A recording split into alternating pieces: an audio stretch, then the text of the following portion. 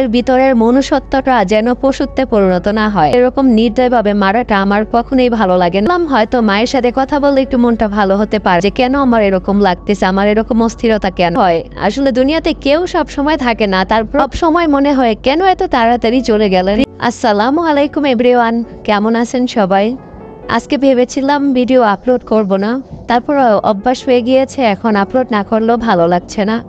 মাঝে মধ্যে অজানা কোনো এক কারণে আমার মন খারাপ হয়ে যায়, যে কারণে আমি নিজেও ফাইন্ড আউট করতে পারি না যে কেন এরকম লাগে। সারাদিন পর বিকেলে মনে হলো যে সবসময় ভিডিও নিয়ে একটু বিজি থাকি, হয়তো আজকে করছি না, এজন্য হয়তো মনটা একটু খারাপ। পরে চিন্তা করলাম ভিডিওটা একটু এডিট করি, হয়তো ভালো লাগবে, ব্যস্ত থাকবো। এডিট করা শেষ, এখন ভয়েসটা শুধু দেয়া বাকি। তো বাচ্চাকে বললাম যে চলো একটু পড়তে বসি। এই সময়টা তো একটু পড়তে বসে আমি ভিডিওর এডিটের কাজ করি। বাচ্চাকে পড়তে বসানোর পর মন খারাপের সাথে সাথে মেজাজটা খারাপ হয়ে যাচ্ছে, কারণ সে পড়তে বসলে পড়া শুরু করার আগেই সে কালারিং করতে চায়। তো এই জন্য মেজাজটা যাতে আরো বেশি খারাপ না হয়, এই জন্য বাচ্চাকে ছেড়ে দিয়েছি, যে বললাম আজকে পড়তে হবে না। তো এখন চিন্তা করলাম যে কি করব, ভাবলাম যে ভয়েসটাই দিয়ে দেই। এমন স্তব্ধ ভয়েস আমার নিজেরও খুব একটা পছন্দ না। আর ফেসবুকে ঢুকলেও এখন আন্দোলন, মারামারি, এই পক্ষ ওই পক্ষ। আসলে রাজনীতি নিয়ে আমার তেমন একটা ইন্টারেস্ট কখনোই ছিল না, তো রাজনীতি নিয়ে কোনো কথা বলার ইচ্ছাও নাই। তবে এতটুকু বলতে চাই, আমরা মানুষ হয়ে যেন মানুষকে খুন না করি, মানুষ হয়ে যেন মানুষের শরীর থেকে রক্ত না জড়াই, আমাদের ভিতরের মনুষ্যত্বটা যেন পশুত্বে পরিণত না হয়। এ কারণে আমার মন খারাপ না, কারণ এরকম রাজনীতি আমরা বহু দেখে এসেছি। সে জন্মের পর থেকে দেখছি এ পক্ষ ও পক্ষ, কয়দিন পর সবই ঠিক হয়ে যায়।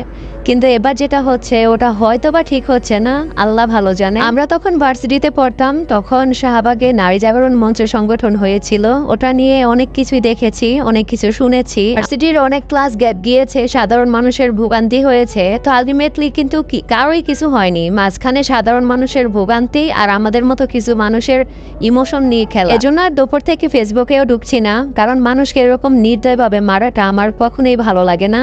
তো ফোনটাও রেখে দিয়েছিলাম যে আর ফেসবুকে ঢুকবো না আজকে সারাদিন। কিন্তু ফ্রি থাকতেও ইচ্ছা করছে না, কিছু না কিছু করতে ইচ্ছা করছে, কিন্তু কি করবো ওটাই বুঝে পাচ্ছি না। একটা কোনো টপিক মনে হচ্ছে যে এটা করি, ফোনে হচ্ছে যে না ভালো লাগতেছে না, থাক করবো না। আপনাদের কারো কি এরকম হয়? আমার এরকমটা প্রায় হয়। আমার অজানা অদৃশ্য কারণে মন খারাপ থাকে, আমি নিজেও বুঝে পাই না যে আমার কেন মন খারাপ। আমি সব সময় হাসি খুশি থাকতে পছন্দ করি এবং আমার আশেপাশে যারা থাকে ওদেরকে হাসাতে পছন্দ করি। আমি আমার বাচ্চাদের সাথেও খুব দুষ্টুমি করি এটা ওটা নিয়ে।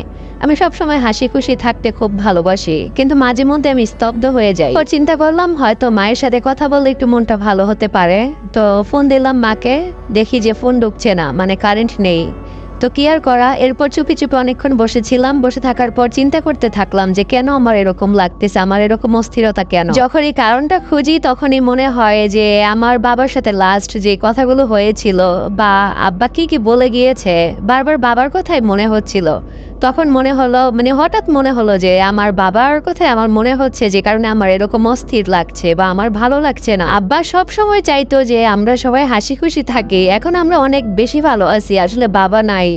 এটা ভাবতেও খুব কষ্ট হয়। আসলে দুনিয়াতে কেউ সব সময় থাকে না, তারপর সব সময় মনে হয় কেন এত তাড়াতাড়ি চলে গেলেন। পৃথিবীর সকল বাবা মাকে আল্লাহ হেফাজতে রাখুক, ভালো রাখুক, ভালো থাকবেন।